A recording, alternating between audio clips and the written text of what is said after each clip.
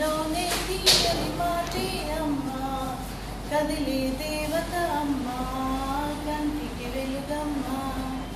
Good afternoon, dear Toastmasters and guests. That's a popular Telugu song which talks about mother's affection. It says of all the words expressed verbally, mother is the sweetest word and mother is the visible God. How many of you agree to that? Okay. Recently we have celebrated Mother's Day and some of us might have utilized the opportunity to express our love towards her. But some of us might have taken it light, saying it's not our culture, it's Western culture, etc., etc. How many of you believe in the saying, God cannot be everywhere, that's why He created mothers? Okay, some of us do, some of us don't. Okay, how many of you here are mama's boys?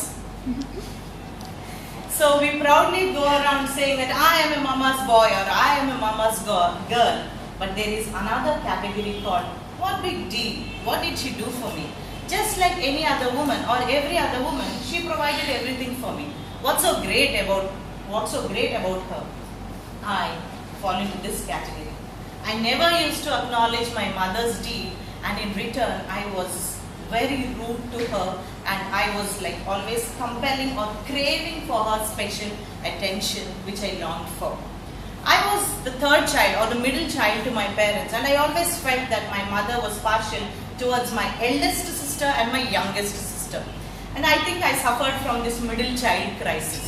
But I didn't take it lying down. I used to bang the door, throw whatever is there on my hand, and stamp my free feet and cry and shout and yell and scream just to grab the attention of my mother. But this behavior of me made me to get my daily dose of scolding and beating and thrashing from my mom, because she believed in the concept, spare the rod, spoil the child. This really aggravated my relationship with her. But my mother didn't keep anything in her heart. She even didn't complain to my father. She did all